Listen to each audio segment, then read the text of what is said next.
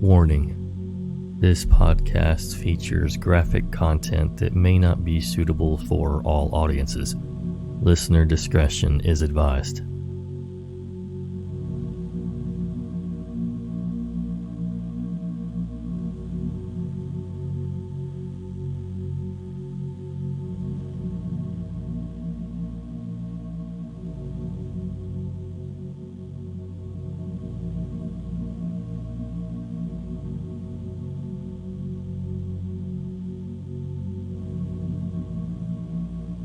Hello again, Nightmare Society, and welcome to another episode of True Horror Stories. Big trigger warning, particularly for anyone sensitive to content referencing abusive relationships and extremely dangerous dating situations. Thanks so much to our contributors, user crazyturtlemama, user livelymonstera, and user anon847482 for sharing their stories with us. Don't forget, Nightmare Society is a weekly podcast.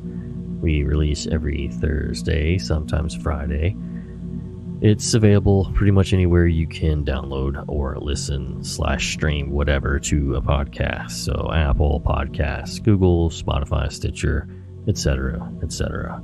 And don't forget to follow or subscribe so you can get episode notifications for when those episodes do at some point go out.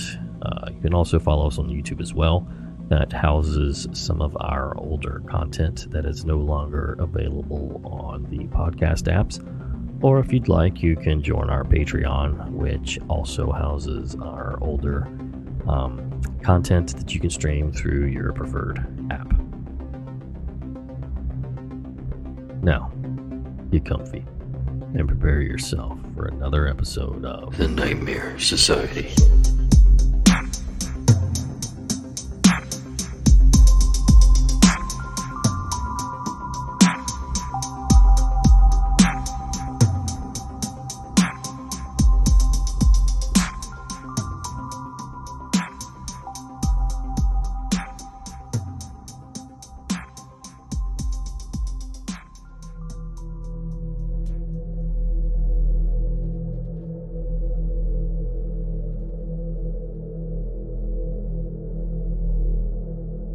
This took place about 8 years ago. I had been single for a very long time. My kids kept telling me to get back into the swing of things, but I just kept making excuses. My nephew told me about this dating site. He said that there was no harm in talking to people, so I did it. I put everything out there so there were no surprises when or if they met me. I thought that if they still contacted me after reading all that I had described myself, and we matched, then maybe I would have coffee with them. Well, I matched with a few, and the conversation went well. I met with one gentleman who was way too regimental for my crazy life, and kindly declined any more involvement with him. Another guy seemed too pushy and acted like I should be honored to be in his presence. But then there came who we call Richard. Now, please keep in mind I had a very low self-esteem at the time. That being said, Richard seemed great. We carried on conversations for hours. He lived an hour and a half away, so all we could really do was talk to each other. We talked about our kids, dreams, goals. My daughter even friended one of his sons on Facebook. I was a secretary for some self-help meetings in my town, and he was going to school to be a counselor. Perfect, right? We talked for at least 4 months, but after a while I noticed that he kept having small problems come up. Arguments with his mom, whom he was living with. No money for gas. His truck broke down. His oldest boy was mad at him. Just little things, you know. Not anything that would set me off, but it was his poor me to heck with it attitude. I tried to let that go and really be a positive influence in his life. His mother and boys loved me and told me that they had never seen him so happy. Time went on, and we were still talking every day. I had an opportunity to come see him, and of course my daughter went with me so she could meet his son in person as well. I took him and his son out to eat at the only little coffee shop in that town. He knew I was on a fixed income, but I paid anyway, because he was going to school and didn't have any kind of an income yet. We had a good time. We met at his son's house on a hilltop town. We were having such a good time that we didn't even notice that the snow was coming down hard and the roads were icing up. So my daughter and I stayed the night in one of the rooms. It seemed like the closer we got to his family, the more distant they became to him. It was odd. The next day the roads were clear, so we said our goodbyes and went home. But before we left, I received one extra hug from his son's mother-in-law. She whispered in my ear, "Don't fall for him." I thought that maybe there was something she didn't like about me. That came out of left field. The next few days we didn't talk. I thought that was odd. Did I do something wrong? Someone from the self-help meeting told me that there was a man looking for me. She said he looked disheveled and smelled like alcohol. This was not a surprise to me because I had helped quite a few people get back on their feet, and maybe this one fell off the wagon and just needed to talk. As I was driving down my street, I saw a truck in my driveway that I didn't recognize at first. It was him. He found out where I lived and was sitting in front of my house. At first I was happy until I looked in his truck and saw him slumped over, reeking of booze. At that point, my fix mode set in and I asked him to come in for some strong coffee. He told me that he had a blowout with his mother and she kicked him out and his boys won't talk to him. I got him some clean clothes and told him to take a shower. I figured we could sort it out the next day. In the meantime, I was taking him to a meeting. He sobered up and agreed to go, but the whole time at the meeting, my friends were acting like I had lost my mind. Did they see something I was blind of? We went back to my house and he seemed okay. Almost too okay. Like nothing at all had happened. My son pulled me aside and told me he didn't like him much, but I thought that maybe he was just being overprotective. I should have paid more attention. We went to the store because I wasn't prepared for the extra mouth. I bought 4 2-liters of soda, a gallon of milk, and 2 monsters for both him and my son, some chips and other things for dinner. After we ate, we all watched some TV and headed off to bed. I let him sleep in the spare bed in my room, but in the middle of the night he tried to get frisky. At that point, no.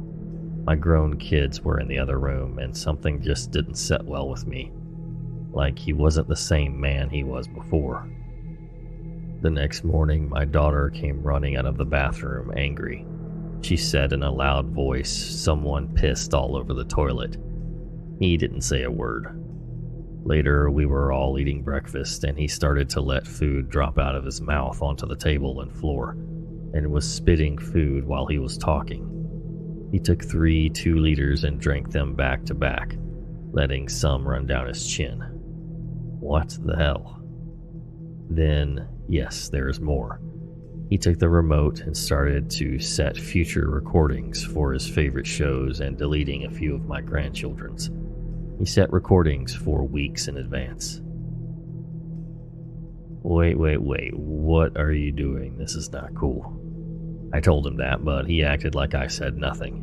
Then he went to the refrigerator and told me that I had to go to the store and buy more soda and stuff because it was all gone. Like, it was gone. He even drank my son's monster and the whole gallon of milk. One day, mind you. Only one.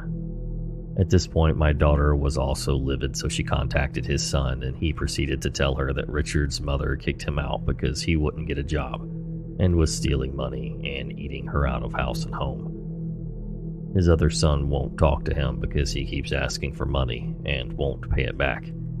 He himself was mad at him for lying to me by telling me that he was going to school when he wasn't, and using me as his next big meal ticket. Well, that was it. I got all his stuff together and took it back to his truck and asked him to leave. It doesn't end there. He had loosened some bolts on his transmission, making it impossible to move. He begged and pleaded for me to let him stay. He was at the point that snot was coming out of his nose. Good Lord. He said that he just wanted to be close to me, and if that meant sleeping in his truck, then he would do that, and he couldn't live without me. Well, hell to the no. I called his oldest son and told them that if they didn't come with a tow truck and get their dad, his fate was not going to be nice. They arrived 2 hours later apologizing for their father's actions. We found out through his son that for many years he had gone through quite a few unhealthy relationships and took advantage of a lot of women that fell for his lies. He still tries to Facebook friend me to this day.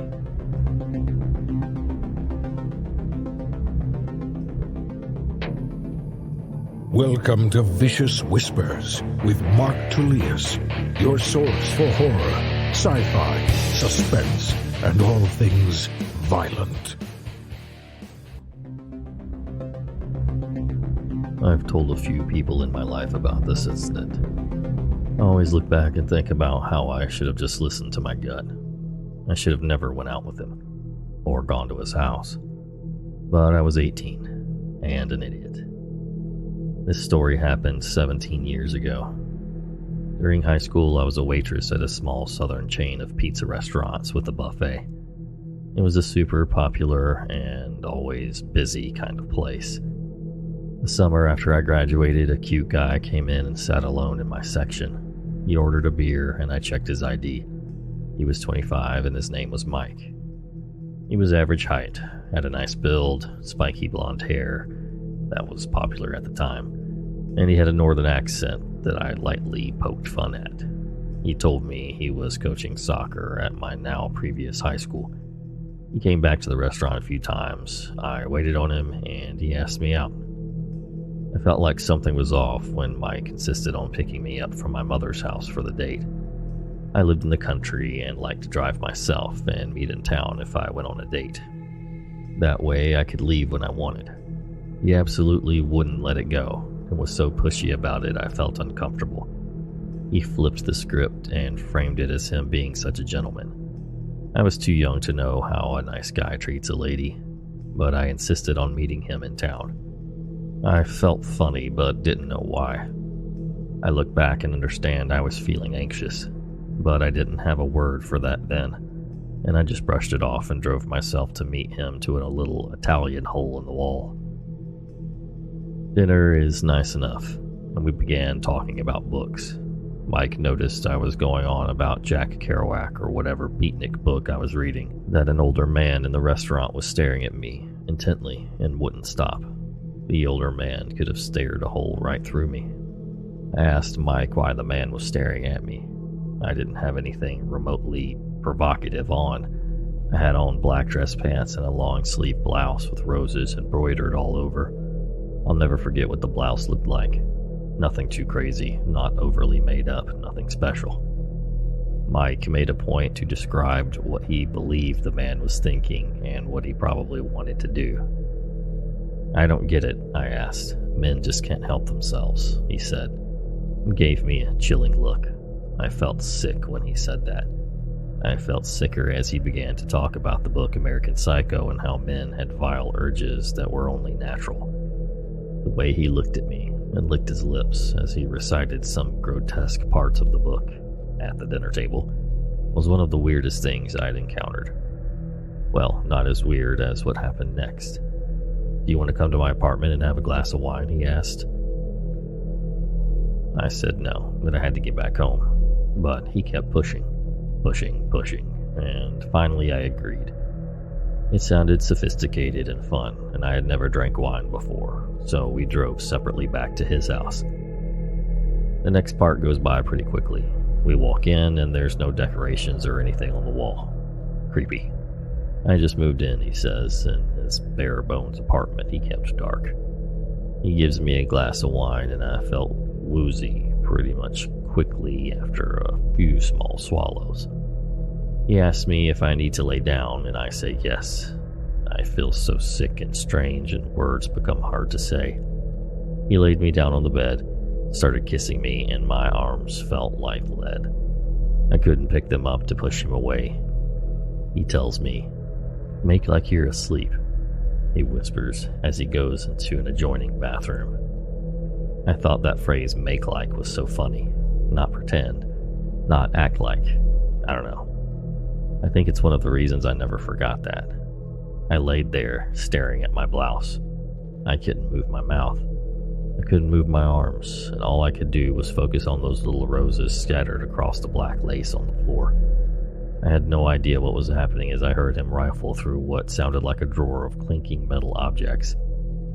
I became afraid for my life when I heard him laugh to himself. Something, I don't know what you would call it, a survival instinct, fear, anxiety, whatever, caused me to shoot straight up in that bed. I grabbed my shirt that he took without permission, and without even putting it on, I ran to my car, which I kept unlocked to those days. I don't know how I drove myself home safely 15 minutes away, but I did, and just got home and cried. I didn't tell my mom about me drinking or him taking off my top, just that it was creepy and I heard him rummaging through metal objects and I knew I had to leave. I never saw or heard from him again. A few months later, my mom picks up my little sister from the same high school I went to and mentions my weird date with the soccer coach to the office lady, as she knew her well. Before that school year ended, she informed my mother Mike had gotten fired for lewd emails and possibly sexual relationships with multiple underage girls. Mike was not charged, he merely moved away and no one ever heard about him again. I'm glad I didn't get hurt. I learned a lesson. I should have done things a lot differently, including telling the truth about the wine. Now I know exactly what happened, and I know I'm lucky.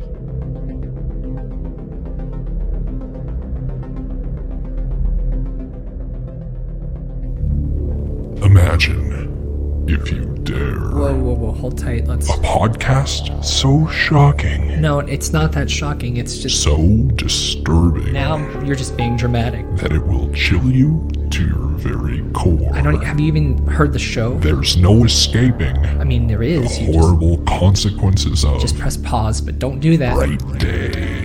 Hi. My name is Byron McCoy, and each week I join my friends Sam and Kelly, where we talk films, monsters, the paranormal, and pretty much all things frightening. From time to time, we talk with like-minded specialists, directors, actors, cryptozoologists, conspiracy theorists, but whether it's the human terror of serial killers and home invasions, or the extra-normal phenomena Kelly covers in her Cryptids and Conspiracies segment, if it bleeds, hacks, stabs, chops, summons, sacrifices, abducts, or bites, it is Fright Day. Every week on Apple Podcasts, Spotify, or at frightday.com. Frightday.com. Stop it. You're scaring them. Sorry.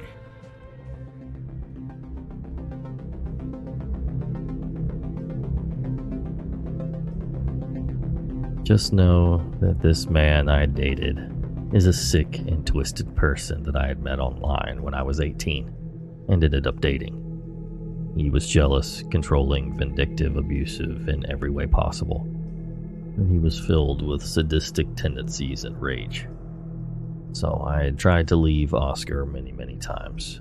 I wasn't happy. In fact, I was in a constant state of panic and absolutely miserable in the relationship that had lasted just a year. Each attempt to leave him was met with threats to hurt me and my family, physically dragging me back, sexually assaulting and purposely trying to impregnate me, threatening to commit suicide, or constant stalking and harassment until I surrendered. Finally, I had had enough and decided I was not going back no matter what he did. He called my job nonstop and got me into major trouble, and did the same at my house, prompting me to unplug the phone line. He texted me to say he promised me he was going to kill himself if I didn't go back to him. Instead of caving in, I called his mom at work and told her. She got a hold of him and said I must have misunderstood because he was clearly fine. I felt I'd done all I could do, and told him I'd call the police next time he said something like that, to have them go check on him. The next day, I got a call on my cell from Oscar. I rejected it. He called again, and I rejected it again. Then I heard the loud exhaust on his car outside while I looked down at my phone and saw him calling again. I let it go to voicemail while I peeked through the blinds to check if I had truly heard his car, as I'd started to falsely hear it sometimes out of paranoia. But this time he was indeed out in front of my house. My phone started ringing again, and wanting him to stop, I answered it. He told me to come outside. I told him I didn't want to see him. He continued to beg, making a huge effort to sound pleasant. After asking him why he continues to show up at my house and call me while I asked him, actually demanded that he stop doing that, he says he just felt bad about how everything went down and wanted to give me something that he made for me before I broke up with him. He asked me to just come out for a few minutes so he could apologize and then he'd go away and I'd never have to hear from him again. I wasn't sure. I definitely didn't trust him, and I told him so. He promised and said convincingly that he drove all the way there to give me what he had made me, and just to have a proper goodbye. In hindsight, I should have called BS on all of that immediately, but I was young and still way too controlled by my need to not hurt other people's feelings. I felt bad that he had driven the 40 minutes to my house with something that he had made for me to just refuse to come out. Fine. Only for a few minutes, I stated firmly, and you promise you're not going to beg me back. He promised, and I went outside, opened the passenger side door, and sat down in the seat, leaving the door wide open. He commented that I must think he's going to kidnap me, trying to pass it off like a joke. I told him I just wanted the legroom. He had a bouquet of flowers and some cases of DVDs he'd burned for me, all of the seasons of my favorite TV shows. We talked about a minute, and my cell phone rang. I shouldn't have picked it up, knowing it was a guy from my job, but I was an idiot. I answered it and talked to the guy for less than 30 seconds. Oscar could hear it was a man's voice. I could instantly tell when I saw his head snap to attention in my peripheral vision. When I hung up, he looked at me with fury in his eyes and asked some questions about the caller that I can't even recall now. Before I could reply to whatever he asked, he had slammed on the accelerator and was flying down the street with my door still open. I instinctively pulled my legs into the vehicle and started screaming for him to stop. He didn't seem to even be hearing me. I tried to jump out when he slowed down at intersections, and seeing this, he grabbed my clothes with his hand and held me in, and started making sharp left turns through the neighborhood to force my door to swing shut. Once that was accomplished, I tried to open the door again, and he kept hitting the automatic locks to stop me, and was constantly increasing his speed to ensure any leap from the car would be dangerous. By now, it was dark outside as well. He was speeding through my town, double the speed limit. I was hoping a police officer would see this and start tailing him and pull him over, but apparently he'd gone completely unseen. He reached the freeway and I started really panicking. He would be able to go even faster here and fast-track me wherever he planned to take me. It took maybe 3 minutes to get to the freeway at the speed he was going, all of which I spent trying to get out of the vehicle. Once he was on the freeway, he started going over 100 miles per hour. I kept looking at the speedometer. It was dark outside, and that was much too fast to jump from a moving car on the freeway, with other cars driving high speeds and unable to see me. I still had my phone, so I tried to dial 911. I pressed the numbers with my hand shoved down the side of the seat by my window, away from him, but he saw what I was doing and started swerving all over the road while trying to grab my phone. I still don't really know how he managed to get it away from me because every ounce of my being was trying to hold on. He took it, rolled down his window, and threw it out. Rolling his window back up, he flatly said, "If I can't have you, then no one will." That sentence made my heart sink. I felt like I was in a Lifetime movie. Oscar was possessed by his need to possess me, and I was trapped. This is when the grim reality started to really set in. He was out of control, and I was out of options. I started screaming for help and pounding on the windows, but Oscar had the tint on those windows so dark that I probably couldn't have been seen, even if it wasn't dark outside. I watched as the people in each car we passed remained blissfully unaware of the chaos going on in the car I was being kidnapped in. I was feeling very defeated, but was running through all the possibilities of how this could go. over and over in my mind, trying to figure out how to survive. I decided to stop fighting and acting afraid because the only way I saw myself making it out of this alive was by feeding into Oscar's delusional state. I had no other weapons or means of escape at my disposal, so I decided on psychological warfare. Oscar had this friend named Jose that he had gotten exceedingly close to over the course of our relationship. After a time, it was revealed to me in confidence that Jose had fled from Puerto Rico, supposedly on the run for murder. I saw Oscar was taking the necessary freeway interchanges to get to Jose's place, and knew that even if his friend hadn't really been wanted for murder, he was the type of guy who would do anything for Oscar without moral restriction. Jose and I got along okay, but I knew he'd have no loyalty to me whatsoever. He was nice to me as long as I was an extension of Oscar. I had to act quickly. I proceeded to tell Oscar that I loved him and wished we could be together, but that I didn't see how it could ever work when things like what he was doing right now proved that he never cared about what I wanted. I hadn't necessarily cited that as a reason for wanting out of the relationship before, as it was much more complex than that, but I was hoping it was enough to offer him hope in his state of desperation. I told him I had been considering giving him another chance when I saw the flowers and DVDs, but now that he was refusing to take me home when I asked him to, I was starting to second-guess things. Oscar got off the freeway on Jose's exit, and I started trying to formulate a plan for when the car stopped. I knew Jose had neighbors close by, and I decided I was going to run as fast as I could and scream at the top of my lungs. I was trying to keep Oscar's mind preoccupied in the meantime, though, so that he wouldn't think to call Jose and give him a heads up. They usually spoke to each other in Spanish, so I would have no idea what was even said. Oscar told me that he did care about what I wanted and asked if he still had a chance with me if he turned around right now. In an effort to not expose myself with an overly enthusiastic reply, I hesitated a bit and said I thought we could probably work it out and this would be a good place to start. Oscar looped around and got back on the freeway, headed in the opposite direction, back toward my house. The rest of the ride was tense because Oscar was normally so perceptive and I didn't want to reveal myself and end up back in the line of fire. I can't recall what was said on the commute back, but I opted to talk about regular everyday things I'd normally say to him in casual conversation. When we got back to my house and he let me open the door and didn't stop me from leaving, I could finally breathe. I got out, taking the flowers and DVDs with me, and waved to him before walking into my house. I walked straight to the garbage bin and threw it all in the trash, and then collapsed on my couch, shaking violently, but ultimately so grateful to have made it home. The next day, I went to the police station and filed a restraining order against him.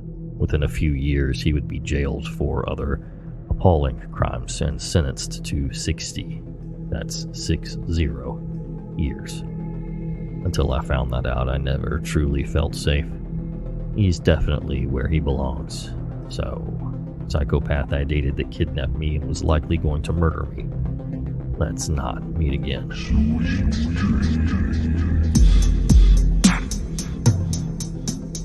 Thank you so much for listening, and until next time.